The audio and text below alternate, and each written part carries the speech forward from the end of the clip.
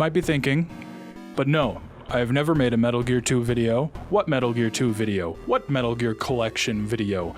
Get it twisted. You are going crazy. We're going to be continuing the series since we last looked at it on Snake's Revenge several years ago, in hype of Metal Gear Delta coming out this, I don't know. But not before a message from our sponsor. This video is sponsored by Carmen Sandiego. A character who revolves around hiding. That's oddly fitting. Yes, Carmen Sandiego is back in an all-new 3D adventure. Adorn Carmen's signature red hat and play as the vigilante herself for the first time in the franchise history to navigate a world of espionage, utilizing high-tech gadgets, and ultimately capturing Vile. Fans both old and new are invited to put their sleuthing skills to the test, whether it's in its narrative-driven main campaign or classic mode, The Acme Files. This is a game perfect for everybody. Gameloft was kind enough to send me a gift box full of merch, and this thing was adorable. Right away, I found a UV light in this orange pen looking thing, and I immediately started scanning everything looking for some kind of hidden message. And right when I was about to give up, I found an arrow telling me to turn this page over and some text telling me that the mystery has begun. I need to pay attention to the photos in the box. It turned out to be on one of these 5 postcards they sent me, telling me to look for a symbol on the bottom of the inside of a box, which led me to a hidden insert inside of the box, revealing an envelope with a replica boarding pass inside which contained the game code. That's just adorable. I had so much fun figuring this out, genuinely, and I think I might just frame these postcards on my workspace as a constant reminder for the fun things my career has led me to. Oops, wait, I've already done it! Thank you Gameloft for sponsoring this video. The game is now available on console and PC, and you can rediscover the thrill of solving mysteries with Carmen Sandiego. Remember to click the link in the description or scan the QR code on screen to dive in today. We're playing this on the PS2 release of Subsistence this time because I value my hearing.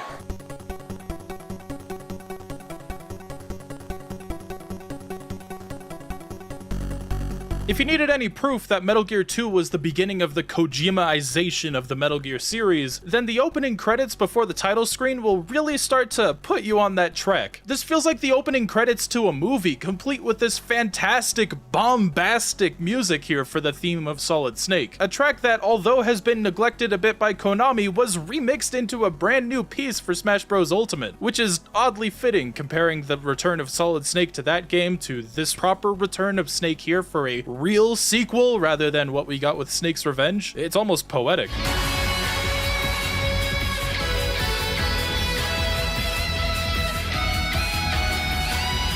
Unlike the previous Metal Gear videos, I'm playing this one without a map, or any guide in that matter, and that's simply because this game is much more coherent than its predecessors. It's totally possible that after playing the original both on the MSX and NES, and then Snake's Revenge, that I just kind of understand the bullshit that this game might want me to do. But if you're someone who's played Metal Gear Solid 1 before but never played this one, the dots will start to connect on where that game got a lot of its ideas from. It's very similar in that regard.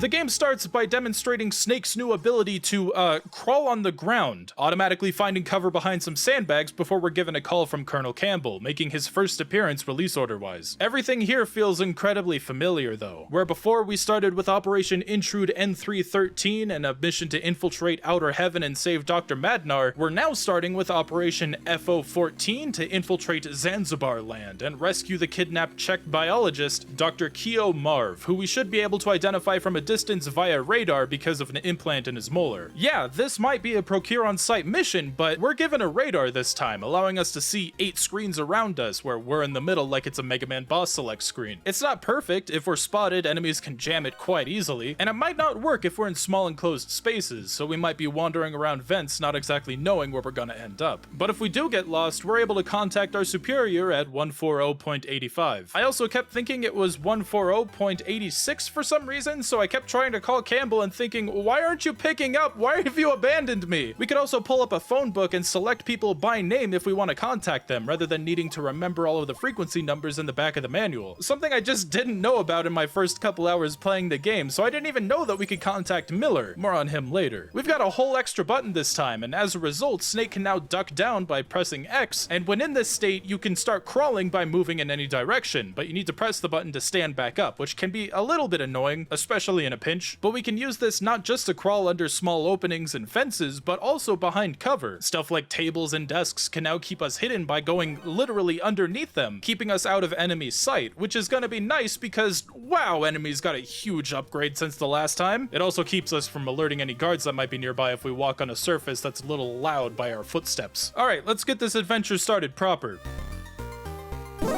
Oh my god. Alright, that's on me. I could have totally seen that guy as a white dot on the screen above me, but I missed that. That's something I had to get used to going from Metal Gear 1 to this one. Rather than the game remembering what's on screen currently, the entire map of where you currently are in the game is stored in RAM. Guards can patrol around the entire floor without being on screen, which I'm pretty sure is why we were given a radar so we're not cheesed out of moments like this. But as a result of this, that old trick of walking in and out of a room with a consumable item just doesn't work anymore. These items only respawn if we walk into a new area indicated by a loading screen, the little fox shooting a gun that orbits around him because he is so fucking dense. You can try this yourself pretty early on with this ammo crate here, though there's really no need to because so far we pick up the maximum amount of ammo at once, but you might have noticed that that ration is specifically a B1 unit ration. A small bit of detail that I needed to remember because certain animals are attracted to certain ingredients and we need to attract a carrier pigeon way later in the game. You can still automatically heal yourself by having the ration in your hotbar on the side, something I especially needed because of how brutal the AI can be. These guys have a proper 45-degree cone of vision and can even turn their heads to look around for you. Something that doesn't sound very impressive, but holy crap is it a huge change. Compared to the literal line of sight that these guys had before,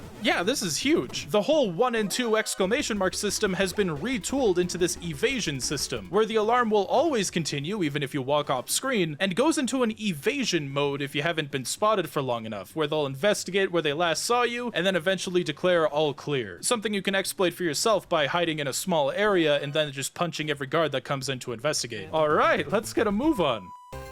Oh, come on! Fuck it, I'm reaching through walls! Alright, you could punch walls to make a noise to distract enemies. Stealth is obviously encouraged here. We don't want to alert anyone because we will die practically instantly, but if you really need to, there are some more direct means.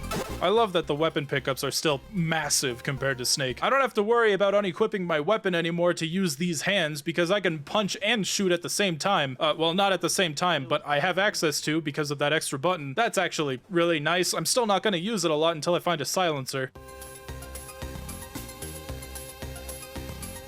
Wow, ain't that impressive? I may have taken a wrong turn in the vents, but look at that! Look at that fake Z-axis! I actually dropped down from the high-up vent onto the floor! Wow! So we make it into the Zanzibar Land countdown, and we're introduced to Holly White, an allied spy who's been posing as a journalist to get intel on the lay of the land, and we can contact her at any point at 140.15. By immediately pestering her over the phone like a middle school crush, we can actually get her to tell us some pretty important information, like how the compound has 2 basement floors and 4 above floors, connected by 2 nearby elevators where the east elevator stops us at floors 1 through 4 and the west elevator stops us in the basement. Though rather than going into the Mario Brothers underground backrooms to use the elevator, we actually have to call the thing to us, which can put us in some tense situations if there's guards nearby. You actually have to punch the elevator button to get it to work. That's such a small detail, but I genuinely love it. But she leaves us with a really interesting revelation. It turns out that Zanzibar Land has war orphans from all over the world. That's okay. She insists that they're just innocent kids and they won't hurt us. Something that certainly will remain true as the Metal Gear series goes on, especially the direct prequel to these 2 games. I screwed myself over by accidentally skipping some important dialogue that explained the different floors of Zanzibar, so I started cycling through her dialogue trying to get as much information as I could so that she starts, you know, recycling what she says like in any other game. But it turns out that if you exhaust a character's dialogue, they just tell you, sorry, I can't talk right now, rather than, yeah, fuck you, Holly, stupid ass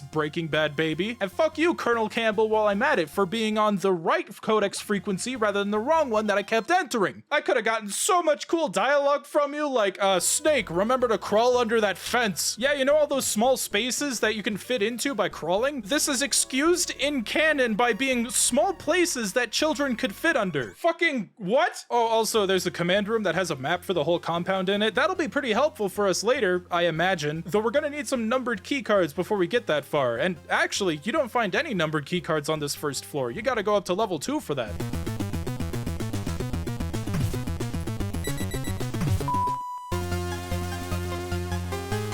didn't know they introduced ghosts this early into the series. What the hell? All rise for the Zanzibar Land National Anthem.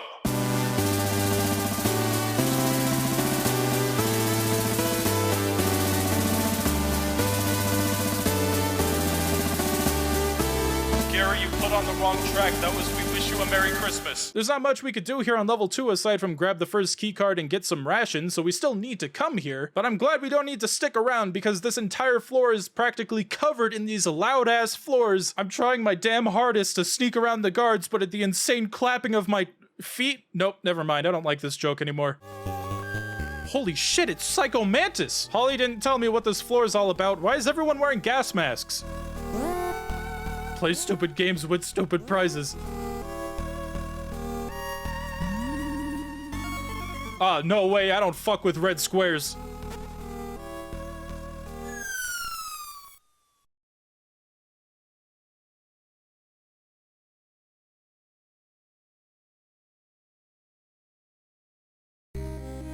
I don't think that was dust. No, what the fuck? Is that a sewer, baby? This area is pretty small right now. It's just a tease of what's here, but we can find some infrared goggles. Now I don't need to self-induce lung cancer to see red lines.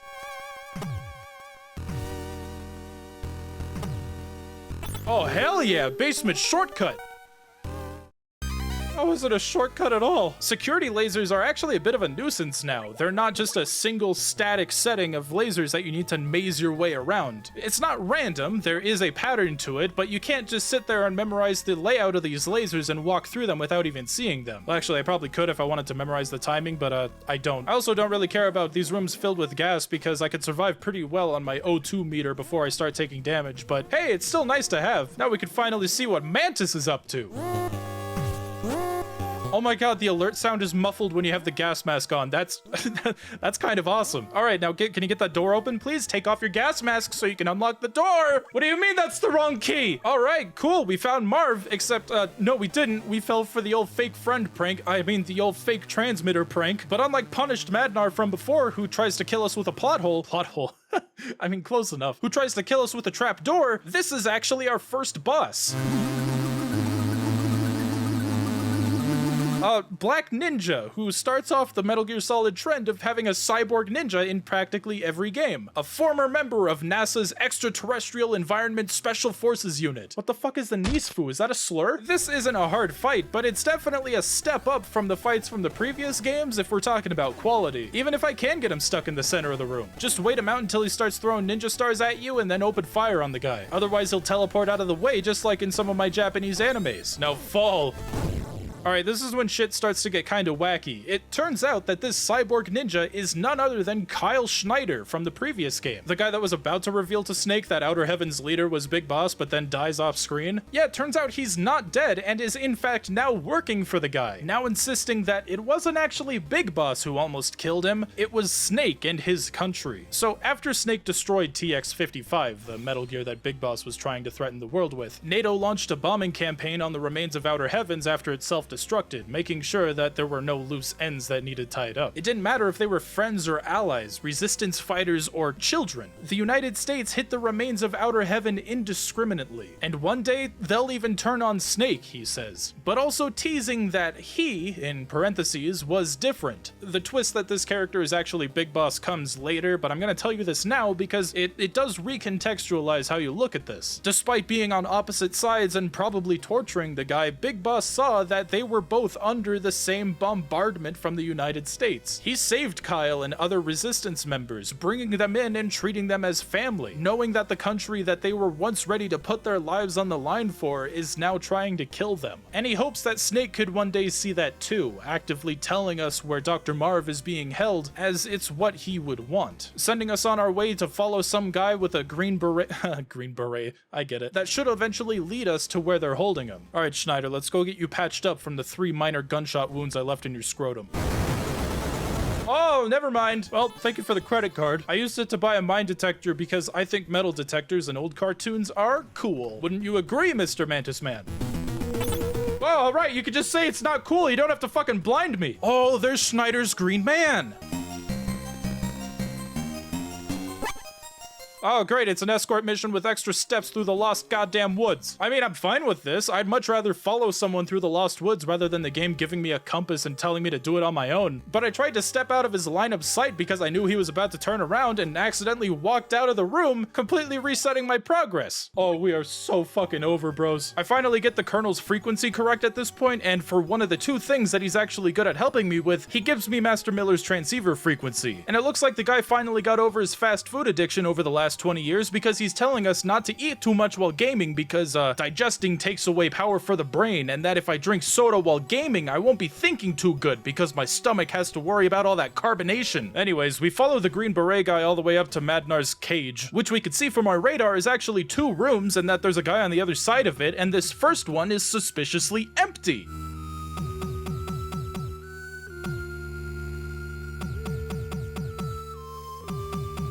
Naturally, I think that I need to blow up the wall with some C4, but the Colonel tells us that this is actually tap code that we're hearing being knocked from the other side of the wall, and that we need to consult the Metal Gear 2 manual because it actually comes with a cryptograph for how to decipher tap code. That may sound intimidating, but it's not nearly as hard as deciphering Morse code. There's 2 times that we need to use this in the game, and both times they spell out codec frequencies, so you don't even need to worry about all those letters there. And this one gives us the frequency of 140.82, who turns out to be none other than Dr. Madnar from the previous game, revealing himself to be once an associate of Dr. Marv back in Prague, and that the other guy was moved to the tower building up north, the same one that the kids were telling us about, an underground tunnel that connects us to, though that's gonna be for later. But Snake deduces that if Madnar is being kept alive and was captured by Zanzibar Land, then he must be aiding them in building another Metal Gear, though the good doctor seems to be a bit more excited about building this weapon of war than he is worried about it. This new Titan is already complete, and it puts the TX-55 to shame, he says,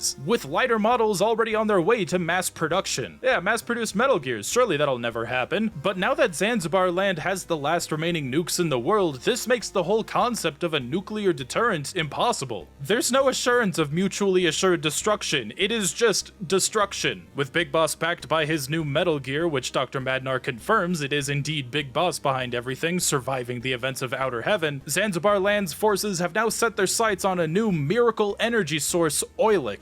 A plot MacGuffin that's not at all relevant to the rest of the story and is only mentioned in previous briefings of the series in Metal Gear Solid and Metal Gear Solid 4. Metal Gear Rising alludes to a faction coming close to creating a perpetual energy source prior to its destruction in Metal Gear Solid 4, but connecting that to Oilix is purely speculation. We don't know enough to say if it's the same thing. Despite all this, Dr. Madnar doesn't want us to save him just yet. He tells Snake about a woman from the STB that they should work together with to try to get Madnar out of there, but we don't have a way of contacting her yet, and he instead gives us the codex frequency of 140.40 to put us in touch with Johan Jacobson, a zoologist that'll help us occasionally in our adventure, and every time we do, he mentions that he's eating something incredibly unhealthy. Come on, man, Master Miller would be so upset right now, unless it was 20 years ago. I tried calling him right after this conversation, and he told me about how weird it is that Foxhound uses animals as code names because, I guess he doesn't know what metaphors are, just like a lot of my fans. Meanwhile, Snake's #1 fan calls him to alert him about a minefield. How come none of you guys do that? I was just kidding about the metaphors part. That was just so that I could write a clever segue. But the whole Snake's #1 fan thing, that's real. That's what the guy's called in our speed dial. This time though, as long as we have the mine detector equipped, we can actually pick up these mines and place them in our inventory as long as we're prone. You don't even need to have the mine detector equipped for this. You could just do this if you happen to have them memorized, or you're using a map, which I'm not. How many times am I gonna run that into the ground? At least 2 more.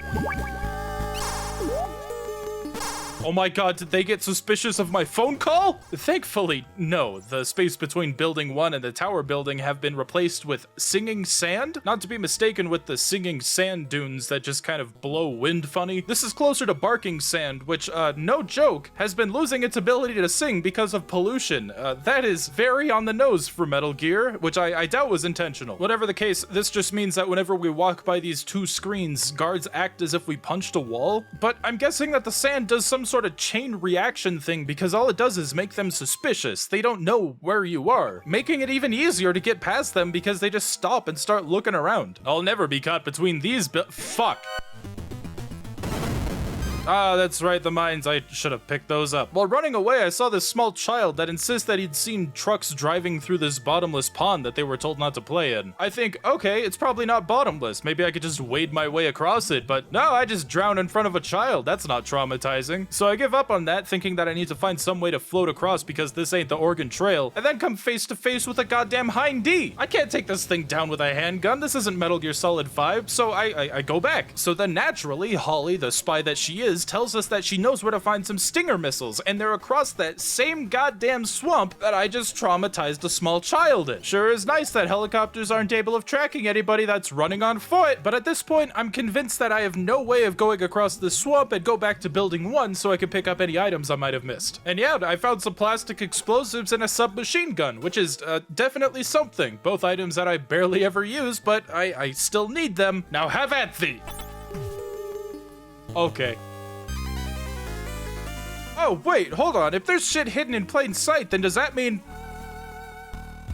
Big boss, you big son of a bitch. Thankfully, this part isn't too punishing, it's just a bit tedious. You can climb back up onto the hidden path as long as you're not sinking for too long. So it just turned into a game of walking straight for as long as I can, falling off, and then climbing back on and trying an adjacent path. Which is how I found out that there's a fake dead end in the path to throw you off, but I still found the way to go shortly after. How the hell do these trucks navigate these one-tile wide paths? But after about 4 minutes of trial and error, which really wasn't too bad, I make it up to that northeast swamp hut to find the Stinger missiles. Was I about to say rubber missiles? What am I talking about? But I guess it's my fault for expecting those items to just be laying out there like every other storage shed in this place, because we actually meet our next boss here, the Running Man. Oh my god, Snake is gonna kill Forrest Gump. He's the world's fastest mercenary. No man can keep up with him. Almost like he's the fastest thing alive. The red and blue blur, or gray and green. Okay. Before you even get a chance to move, he demonstrates that he has this whole 4-tile wide compound to move around. Really showing that, yeah, Konami used a lot of technology to make sure that shit can exist on multiple screens. You need to sit here while he completes a full lap around the arena, forcing you to look at your radar to see where he is. I almost thought he was gonna become a joke boss in some capacity because of how long it takes for him to get back to you and how out of breath he is. But he's not wearing that gas mask for no reason, because this whole area fills up with nerve gas as soon as the fight starts, which is the closest that this fight comes to being an actual,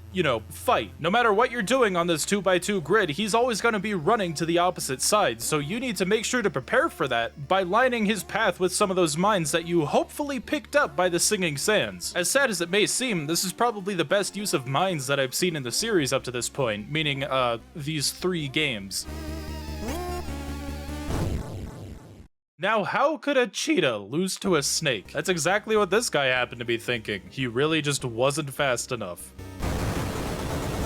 That wasn't an explosive in his suit. Snake's quips just do that to people. Anyways, we get keycard 3 from this guy, as well as a health boost, which is gonna be how the game handles, really a lot of the keycards. This is basically a replacement for the ranking system that where you had to save the prisoners in the previous games. And yeah, I prefer this system way more. Alright, so the Stinger missile's gotta be in here. Nope, those are children. I am not throwing children at a helicopter. I'm sorry. I hate people who use guns.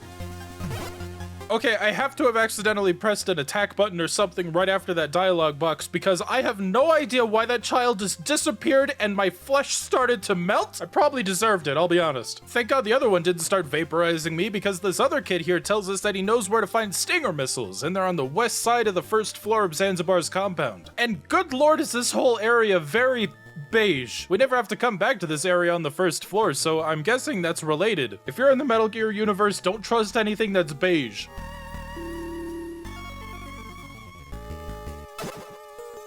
Oh man, Holly was not kidding. The Stinger missiles just shred this poor thing. It's really cool that the helicopter actually flies up into the air to start attacking us rather than staying at ground level and just sort of wiggling side to side. I'm still not sure how forgiving it is to actually aim the Stinger missiles because you have to use the radar in the top right, but I mean, I think as long as it's in the grid, it's fine.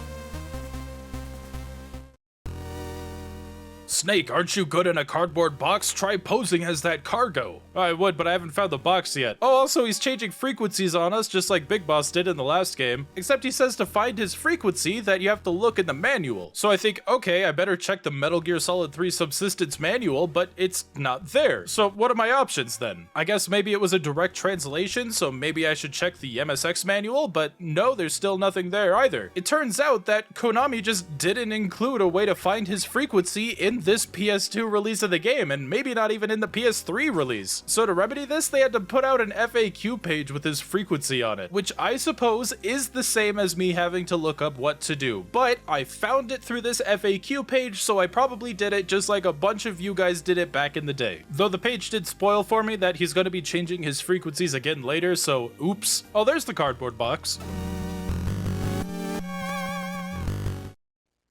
I was audibly amazed that that actually worked, because I think that fast traveling in a box is really cool and never gets old despite it being used in multiple games. But my celebration didn't last very long because Holly calls in and announces that she's been a prisoner. Not announces, that's a bit informal. Holly's been kidnapped, we gotta go fucking save her. But she is able to figure out vaguely where she's being held. Somewhere between an elevator and a water pump, and I don't need to know what's in the rest of this building to know where that is. That's definitely in the basement that was supposed to connect these two buildings. That doesn't mean I don't have to explore though, because I still have to find a way down into the basement from this area. So I hop onto an elevator, hit the button, and suddenly I'm going all the way up to floor goddamn 20. Actually, 2 of the 3 elevators here both lead you to a single floor in the double digits, and only back and forth between those. So you gotta make sure you go into the right one and zigzag through this maze to find the right elevator to take. And thinking that I'm eating my vegetables before I go into the main course, I go up to floor 30 because I think that I'd have the least to explore. And god damn it, I accidentally skipped his dialogue because movement keys count as inputs during these text boxes. Can you just kill me already? I want to know why you're a fucking Spider-Man grenadier sitting behind a wall.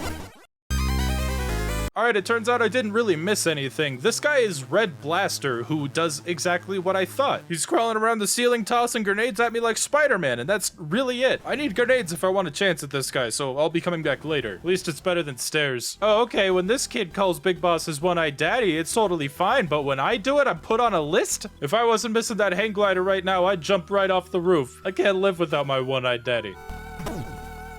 I really don't want to use an explosive in such a small space, especially when a child is here and we got no hearing aid, but I mean, oh well, sorry kid, it's for the future.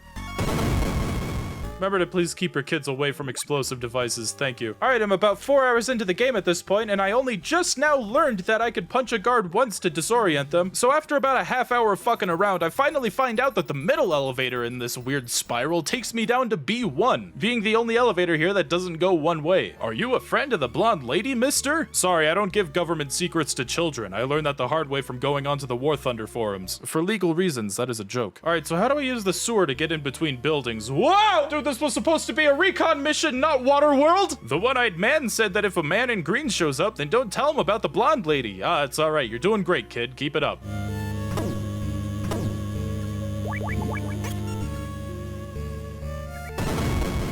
So we go in, and thanks to our upgraded keycards, we actually find Holly behind a secret wall, and Snake can't keep it in his pants, so he immediately hits on her. I guess that's what being born sterile does to a motherfucker, except we're not at that point in canon yet, and I don't know if the rewrite for this version even considered that. But everything's okay. Holly's been in contact with Dr. Marv thanks to a carrier pigeon, but the pigeon's been freaking lost, so we gotta go up to the roof to try to find it before Zanzibar's forces do. Oh, and also she's changing frequencies on us, so we gotta remember that. Thankfully, she actually tells us the digits rather than Colonel, who keeps it vague, which I'm fine with because Holly is probably the only person on codec in this entire game that I actually, you know, rely on. We're given the 4th keycard and then finally sent on our way, which I immediately used to go find grenades in the basement. And I'm glad that I wasn't in a rush to just finish the game because I kept on exploring and actually found body armor and RC rockets down here. The latter I barely used throughout the rest of the game, but the body armor definitely comes in handy. Now I could finally kill Spider-Man. Yes, keep crawling left and right and stopping directly above me so I can hit you with grenades. I can see why you're an expert assassin.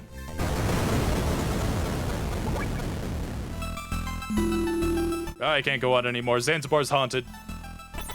Very haunted. So with the wall crawler defeated, the path to the roof is open to us, but the door to open us to the outside of the roof has been painted over and concreted. That's not a verb, but I just made it one. Good thing I haven't run out of C4 yet.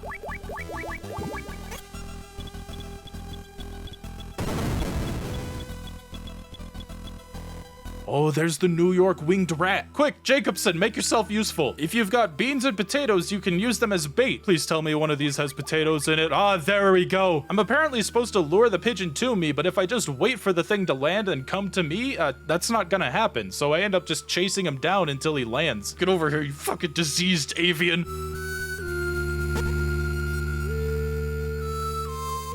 Oh, okay. Help, Wiz, Ohio, Keomarv. All right, I know I make a lot of Ohio jokes on this channel, but this one was not expected. So I call Miller and he's like, oh yeah, Wiz is short for Wisconsin and Ohio is Ohio.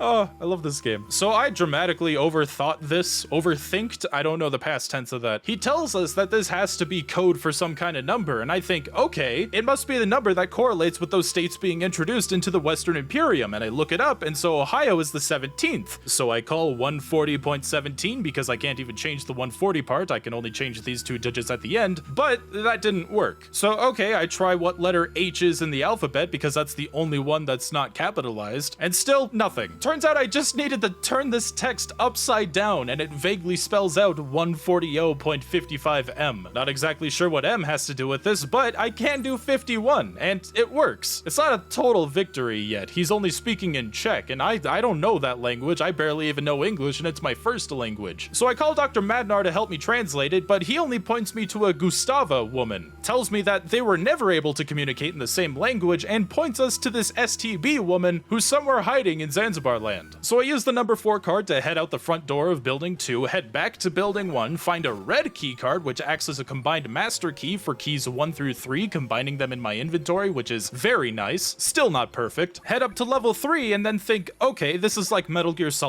1. I need to find a woman here, so because it's a Kojima game. And so because I'm trying to look for an 80s interpretation of a traditional feminine character, I see these guards up here on level 3 and think, wow, they got a bit of a dumpy. But no, this isn't it. I just never bothered to look at their ass until now. While I'm here though, I pick up the night vision goggles, which don't blind us when we use them in a lit room, so this game officially sucks. And then realize, oh hey, I could totally go up to floor 4 now. It's mostly a residential, relaxing, and recreational area for the people here. Though there's only one bathroom on this floor on the southeast side, as a kid tells us. Which is great, because the only way that we can make contact with Gustava is by ambushing her in the woman's bathroom. Ah, boy. Well, gotta do what you gotta do, I guess. Why is there a child in this tiny dark room here? Why does it make everything blue? And why is this floor full of mannequins? Why are they training with mannequins up here? Do they even train with these, or are these for other reasons?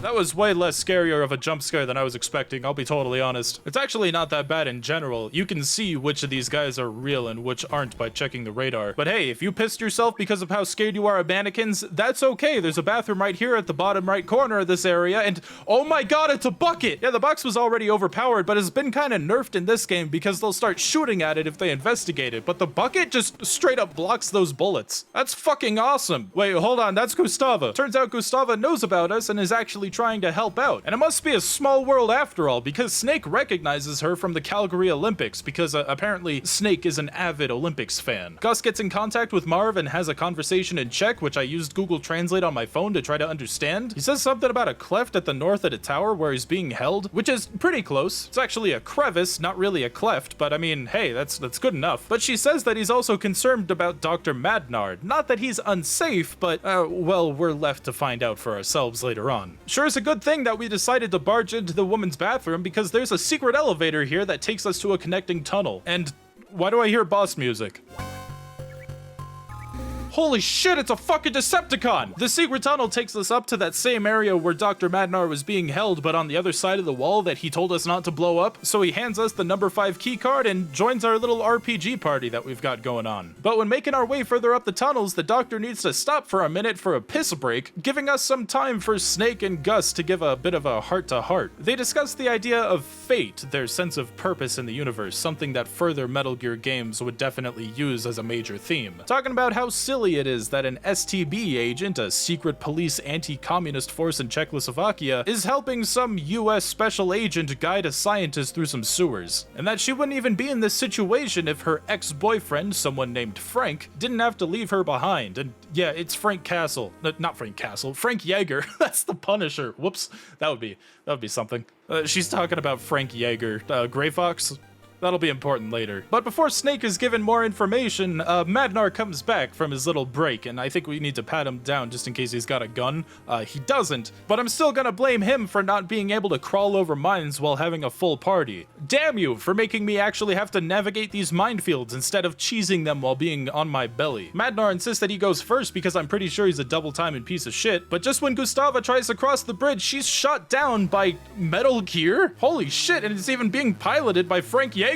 Bro just straight up shot and killed his ex-girlfriend. Do you think he knew? I mean, yeah, probably. Oh my god, Gray Fox and Snake both have the same scowl. That's hilarious. So Gray Fox, now working for Big Boss, takes Dr. Madnar back to Building 3, and because he's just so nice to us, he tells Snake that he'll leave us alive if we leave. That doesn't happen. Gustava, though, doesn't make it. We didn't know her for too long. I'm not too emotionally attached to this character, but it's still sad to see her go. But in her final moments, she gives us keycard number 6 and her brooch in the shape of the Zanzibar land symbol. The item description says that it smells like her, so I assume that we needed to use that in some capacity, but no, we never do. This thing is actually the Metal Gear Solid keycard that changes shape when it's in different temperatures. And it's just as annoying here, probably more annoying in my opinion. But we need to find a way to get over to Building 3 now that the bridge has been destroyed, and thankfully, Holly knows where we could find a hang glider. She, saw it once at Thanksgiving. Alright, cool. So I head back to Building 1, pick up the second master key. This one is a blue one that combines cards 4 through 6, and use it to get inside this big mystery door at the east side of level 1. And just like that, we've already got the paraglider, somehow sooner in this game than we get it in Tears of the Kingdom.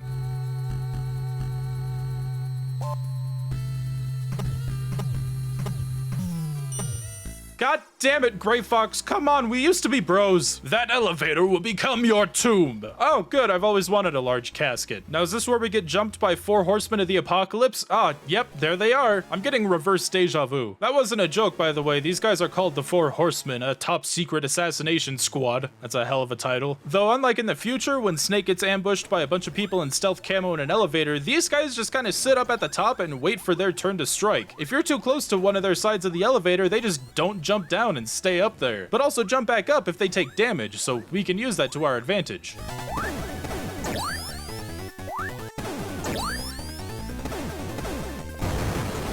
Elite Assassin Squad my ass. Thanks for lucky number 7 though, I appreciate that. God damn it, Fox. Now the only way we could get up to our paraglider launching point is by climbing up there ourselves because the elevator's down. All 10 floors between here and level 20 under constant alert. It's actually not as bad as it sounds, it's just incredibly tedious. Oh, you motherfucker, you almost got me there. But no, it's never as simple as just jumping off the roof like we want to. The wind up here constantly changes direction, so we need to wait until the wind is blowing north. And the only way that we can actually see which way the wind is going is by using our cigarette smoke. Or at least that's what I think we're supposed to do, because I equip the cigarettes and then immediately go back to the hang glider to run back north, and it works just fine. Man, you see that third island over there? You could get to that third island. If you focus hard enough, you could change direction of the conveyor belt with your mind. But alright, we're finally at the third area, and there's literally no way for us to go back into the second or first, so we're gonna be here for a bit, and it wouldn't be a new area if the Colonel doesn't change his frequency. He tells us about this one using tap code, so if I didn't spoil myself from that Konami FAQ, I'd actually need to decipher it. It's not like Holly's any more helpful here though. She doesn't know anything about the prison area, so we're flying a bit blind here. So I'm wandering around the area, there's not really many places I can go, and suddenly I make it to some grass and I'm ambushed by Jungle Evil, the undisputed master of jungle ambush. And I think to myself, oh my god, is this the end? No, it's not. It's basically just a glorified game of whack-a-mole. Just wait for him to pop out of cover and smack him in the head with, bullets. Oh, okay, I guess if I think about it, the end is also kind of the same there, but never mind.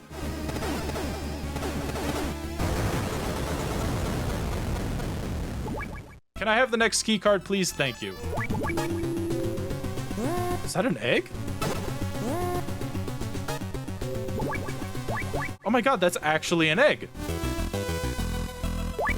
Oh god, it was a snake egg. What is he doing? Now there's an owl in my pants too. That sure is convenient though, because these guards here know it's bedtime when they start hearing the owls hoot, and when it's bedtime, they turn the laser gates off. I love the Metal Gear series, and this is weird even for those standards. I love it. So I use the not ends key to get into the basement here in this third area, and we're ambushed by Night Fright, an enemy that's actually using stealth camouflage, announcing himself to be the last member of a group called the Whispers. I'm not sure if that's what Big Boss is calling his little army here guarding Zanzibar. I don't think so. That's a pretty weird name for it. But if he is, I think he actually is one of the last bosses we fight that isn't Gray Fox or Big Boss. They set this guy up to be a pretty cool fight. He's actually invisible for most of it, and they tell us that we need to use our ears to try to find where he is. Bro, please don't throw it back when I shoot you. That's weird.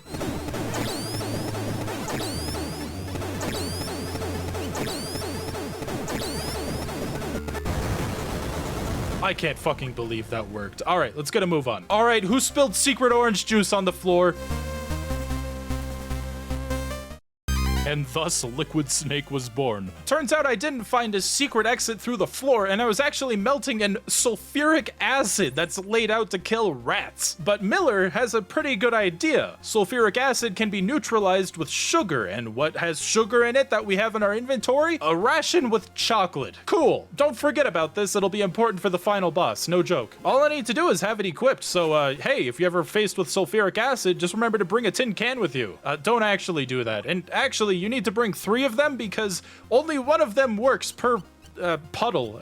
Puddle feels like a strong word. It's okay, it remembers which one of these you've caramelized. But right after you've hardened all 3 acid puddles, it turns out that you actually need to find keycard number 9, and that it was Jungle Evil that had it, according to this guy from the Nixon administration. So we gotta go back to where we fought Jungle Evil in the grass and find keycard number 9 somewhere in this tall grass. Alright, I figure it's easier if we just sort of work our way around the edges and orbit our way in further. Never mind, I found it. All skill, baby, no luck. And behind this chocolate-covered dungeon, we actually find, what would have been Dr. Marv. Madnar is here saying it's too late, he's already passed away, with Snake immediately pointing out the bruise on his neck. The mission isn't a failure, Madnar says, assuring us that the secret to Oilix is safe. Yeah, remember that plot MacGuffin? Keo Marv was a bit of a nerd and kept the secret to Oilix inside one of his favorite video game cartridges, an MSX cartridge by Konami, in fact. Wow, the world's best-selling brand of computers, Snake says. And that cartridge is held safely behind a, well, safe that Snake needs to find a key for. Well, that can't be so bad. But because this guy is definitely a serial killer, Holly calls in to tell us that, hey, we're in danger. Holly dug around on Dr. Madnar, and it turns out the guy's been schizo posting on Reddit after being saved from outer heaven, being dismissed as a madman and his theories all being rejected from higher boards. That's when Zanzibar Land recruited the guy and fueled his thirst for vengeance at its peak, making the guy work as a double agent and using his status as a once respected scientist that took part in a national tragedy to feed information from the west and east to Zanzibar Land. And that included Dr. Marv's itinerary in the US, knowing exactly when to capture him and bring him to this new home country of his. Giddy at the idea that with Oilix, he could use it to power all of his ideas. An alibi strikingly similar to some of the others we've heard throughout the game, like Schneider's. The guy was just desperate to finish Metal Gear and felt like this sort of post-traumatic world he's found himself in was the only world that made him feel like the respected scientist that he craved to be. He knew that if Gustavo were to be killed, then she'd definitely give Snake the key, believing it to be on his person in that moment, which it actually is, even though Snake doesn't know it at this point. He tries to take it for himself.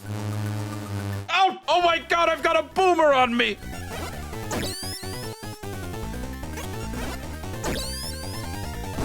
I was probably supposed to use RC missiles for that, but I didn't have any, so I hit him with more C4 than any living person could ever withstand. He's still not dead, by the way, after taking some C4 point blank in the ass. I mean, if you played Metal Gear Solid 4, you know that this guy survives until the end. But now we gotta go find someplace cold to freeze the key so we can actually get it into shape and then bring it back here. But since the bridge is out, our only way of getting out of here is with the delivery trucks. So I trek back to Building 1 while I'm at it and grab the third master key, which completes the Zanzibar RG RGB collection, and then head up to level 4 thinking that's where I need to heat up my brooch. I know I said I need to freeze it, but you can also heat it up to get it into that right shape, but I guess I'm just not in there long enough because it's not good enough. I go into the sauna, wait for the dude to walk out so that I'm not, you know, being flashed, book it back into the sewers to get to building 2, and then forget, oh right, the elevator's fucking broken. Thanks, Four Horsemen. I bet it was Archangel, that little bitch. And before I can get very far, the key's already gone back into its ZL shape. So I run back to building 1, heat up the key, jump down the trash chute, go back up to floor 1, book it to building 2, ship myself to building 3 because that's the only way we can get back here, and god damn it, it's back to ZL again. So I take a bit of time to weigh my options and remember, oh right, there's those underground tunnels. I could try those out. I'm not sure if I need to actually use these tunnels, but when I'm trying to get back there, I remember, oh right, there's this freezer over here that covers my rations with...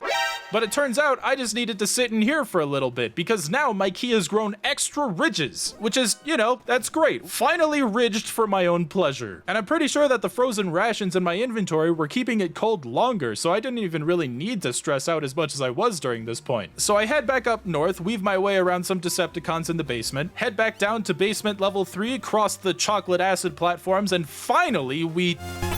This isn't a safe, this is a fucking Doctor Who closet. What the hell is that up there on the radar?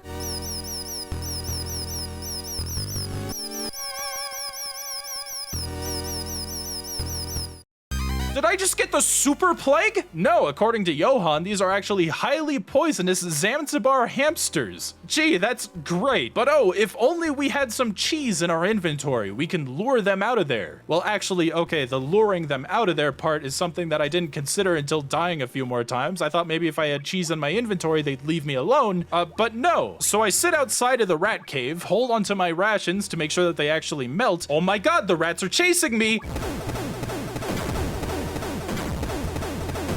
That was the hardest boss in the game. And speaking of game, we actually grabbed that cartridge with the film in it. You could tell it's a game cartridge because it has the Konami logo on it, so that's cool. But Madnar is actually still fucking alive and tells us that he will never let us get away, he being Big Boss, and that he'll use Metal Gear against us. And I guess he comes to his senses here, realizing that he's not leaving a better world for his daughter, and tells us how to destroy Metal Gear. Specifically that we need to destroy the weakest points of its body, which are, once again, its legs that we need to blow up with grenades this time. That seems like a hell of an oversight. Oh shit. Oh my god, it's actually walking. Even in Snake's Revenge, the Metal Gear there didn't do shit. This is our first time actually facing one of these things head on. Alright, Gray Fox, you wanna dance? Let's fucking dance. Oh god, playing this in a dark room late at night was a bad idea. Every time I damage the thing, every black pixel on screen rapidly flashes white, which means like 90% of it. I was literally squinting trying to finish this thing off. I'm so sorry. But after enough punishment, yeah, we actually beat Metal Gear. It was surprisingly easy. And I really doubt that this thing could have taken on the entire world's armies. It's not like they were going to. This thing is a nuclear tank and only they have nukes. Oh shit, I'm on fire. And I don't just mean that the stuff in our inventory that's on fire is on fire, technically everything is, and we need to discard everything so that we stop taking damage, forcing us to take on a still surviving Gray Fox in this small area in just a small fist fight. Kassler actually calls us to remind us that Frank and Gustava fell in love back then and that her brooch smells a lot like her, which I thought, okay, cool, I gotta use the brooch to make him go, oh my god, the woman, and then use that as a way to break his concentration. But no, our inventory is gone, so we're stuck doing this just hand to hand. It's not like we needed to use her brooch to actually beat him because the dude's kind of a wimp. He literally just runs in circles and lets you beat the shit out of him. So I'm starting to think that maybe he wanted us to beat his ass, which is probably why he was our #1 fan, confirming that it was him that was feeding us all that information on the battlefield earlier. Whether or not he did it because he actually wanted to save the world or because he wanted Snake to survive to actually, you know, kill him, die in the hands of someone that actually cares about him, I don't know. But for now, it's the end of Gray Fox, and though he's not gonna die quite yet, insisting that he was born on the battlefield and that he'll die on the battlefield, even though he actually later dies to being stepped on by a British man, he still fucking explodes. But with Gray Fox defeated, all that's left is the Big Boss, who taunts Snake, bringing him over, and oh my god, he's armed with a fucking RPG. But finally, we're put face to face with the real big boss for the first time in this entire game, somehow surviving that kerfuffle at Outer Heaven, which is a weird plot twist that isn't explained for another, like, 30 years at this point. But we get to hear directly from the man himself about his motives, basically saying that once you fought on the battlefield, you are forever changed. Nothing can bring you back to normal. Not power, not money, not sex, only more war. And that he plans to use this and his army that he's cultivated over the years to raise all of those sewer babies into future soldiers for his new wars, fanning the flames and creating more war orphans to adopt to train and feed back into this never-ending war machine, believing that this is a better fate and a better way to change the world than to go back home and be treated like nothing, where the countries they served don't really do anything to honor the heroes and soldiers that fought for them. An obviously flawed viewpoint, but one that, you know, we can still empathize with. It's like he's got the right idea that our countries don't actually care about us, but is coming to the completely wrong conclusion, and because of that, you know, he has to die. The final fight takes place in this arena with sulfuric acid conveniently placed everywhere around it, turning it into a game of cat and mouse while we have to collect the means to defeat him by finding all these key cards scattered around the arena, opening the doors in the right order, and eventually collecting a lighter and a can of hairspray, which we turn into a makeshift flamethrower that can go through walls.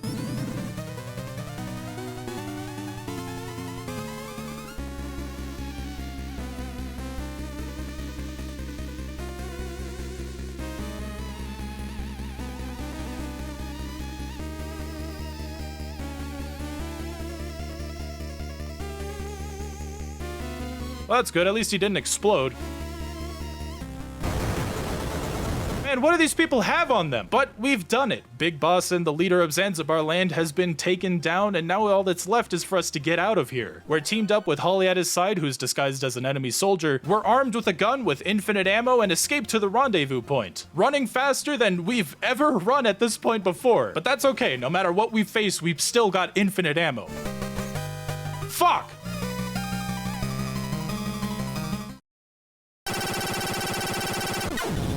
Alright, that was actually pretty cool. I never got that part spoiled for me. So, we did it. Snake and Holly say their goodbyes, the screen fades to black, and really, that's it. The sun sets over the ruins of Zanzibar Land and the credits roll. Snake gives the MSX cartridge to the Colonel, finding out that Keo Marv's name is actually derived from a pun on the VRAM icon, VRAM backwards as Marv. And then that's it. The whole plot MacGuffin of Oilix is never brought up again throughout the rest of the series and could really only be speculated on. That was a fun little adventure, I'd say. And playing this game without a guide, yeah, it took me like 10 hours. That was really freaking hard. 10 saves, 43 continues, and nearly 300 alerts with almost 400 kills. I am once again codenamed Deer, and I can only rectify this by eventually playing Metal Gear Solid and getting Big Boss rank by the end of it.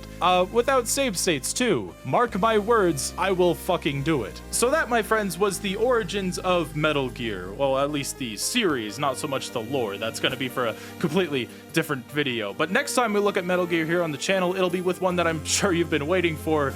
Metal Gear Solid for the PlayStation 1. I almost forgot what console it came out on. So look forward to that once the collection comes out this October. I might just marathon all of them, who knows? And hey, if you ended up playing these games on that collection because of this video, or if you're watching this in the future and you played them for the first time and you stumbled upon this video for whatever reason, let me know. I'd love to hear what you guys thought, and I will see you guys next time.